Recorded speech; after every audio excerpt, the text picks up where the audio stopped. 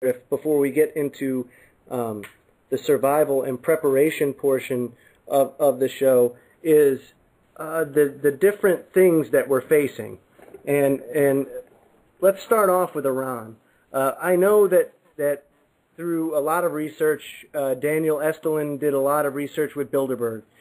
And out of the Bilderberg meetings this year, it was learned that they gave the green light to the attack on Iran. And we see that the forces, Israeli forces and the American forces, are building up over there. Do you have any information to add on that situation?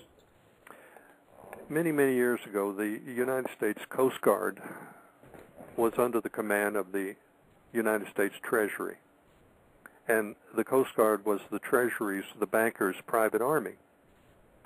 Now, it's today under the Homeland Security. So the Homeland Security's got its own private army. And that's why you see them down in the Gulf. They're under Homeland Security. They've been shuffled around over the years so different agencies could have their own military. Now, the American military, the soldiers, the men that fought during the Second World War and the First World War, are acting the same as the Coast Guard, only they're under Obama.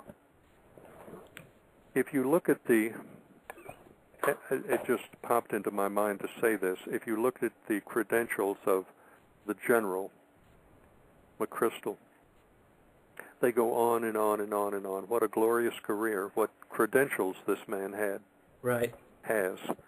And then if you look at Obama, it's half a paragraph of unknowns. He doesn't have any credentials.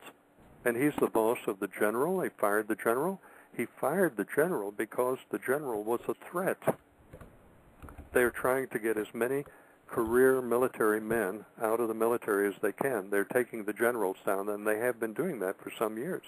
Yeah, I've heard a lot of chatter going on about that, and about the frustration that a lot of the military personnel are feeling, especially the higher-ups, because their hands are essentially tied. I mean, and we've experienced this before, Griff. I mean, look at Vietnam and the rules of engagement. You telling me that the strongest, most technologically advanced military in the world couldn't go in and clean the clocks out of savages? You know, the same can be said about Afghanistan. Now, I know that that's a place where empires go to die, is what they call it. And I know that the terrain is bad and that the conditions and the elements are fierce. But I fail to see how, if you let them loose and let them do their job, how we wouldn't come out on the right side of things. But they don't want that. No, of course not, because a short-lived war is not profitable. Well, the people in Washington, the Obamas and the Obama administration and the Bush administration didn't want it to end like that. The Army is playing the role of the bankers. They're the hitmen for the bankers. All wars, every war that's ever been fought, ultimately had to do with banking or land possession, which equated to money. It always equates back to money, and there's no effort to win in Afghanistan or Iraq. That's right. And the notion that we went over there to save the people, to establish democracy, is just, as Colonel Potter says, horse hockey. It is not true. It's lying to the people again. Every time government opens their mouth, they're lying to the people. Now, remember that, because it's true. That's true too. That's right. So, yes, I think Israel will go in there, and I think the Alta report talks about that, and it says that 4 Israeli cities will be turned to glass. That's chilling if you think about it. But do you think that there is a plan to put as many of our troops, our active duty military troops, overseas? Do you see that as part of the scenario? Because I see a lot of information coming in different sources about the amount of foreign troops in the United States. Do you think that has to play at all with what they may be seeing coming down the pipe, and the fact that they question the ability of American troops, or troops loyal to their mothers, their fathers, their friends, their brothers, their sisters, to be able to do the dirty work of these ruling elite. Do you see that as a part of the plan? I can see how one would think that. Much of the hardware, the trucks, the paraphernalia, the tanks, have been moved out of the country to foreign countries, and they leave them there for the most part. They do not bring them back. Much of our hardware, tank, truck inventory in the United States has been depleted. It's in foreign countries now. There was no effort to bring much of it back. The National Guard units are not what they used to be. Helicopters, so on, belonging to National Guard are all over the world, all over Afghanistan, Iraq. They didn't bring them back.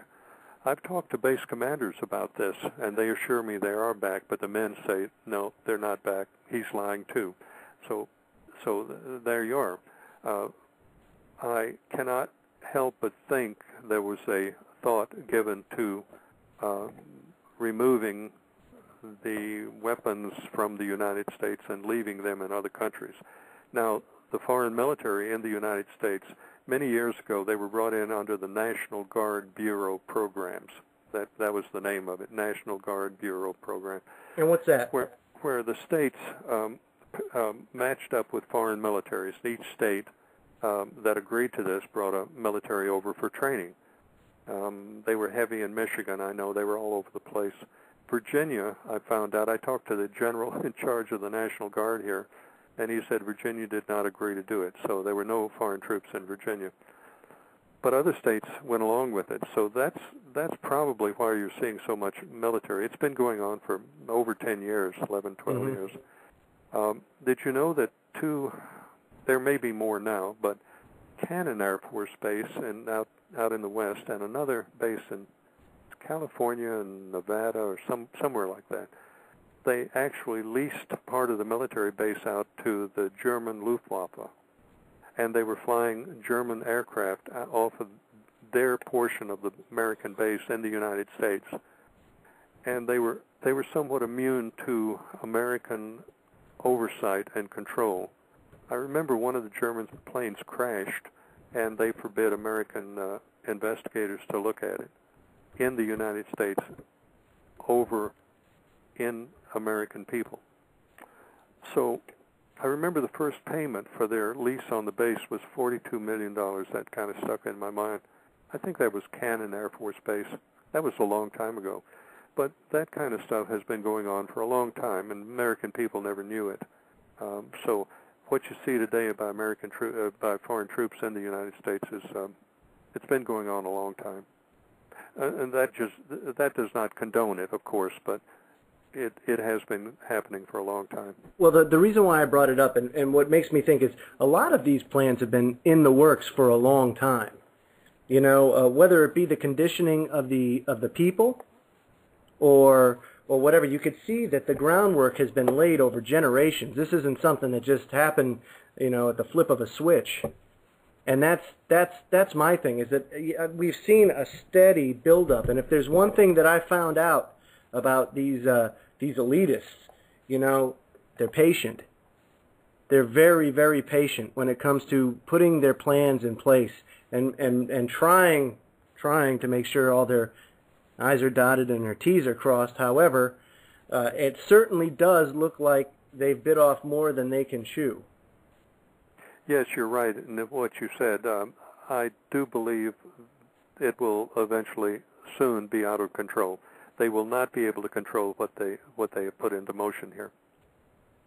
I don't feel that foreign troops in the United States anytime soon will be a major problem. I could be wrong, but I think there's going to be so much more going on, survival. I just don't think it's going to play out like that. But I am worried about the evacuation out of the Gulf and those people.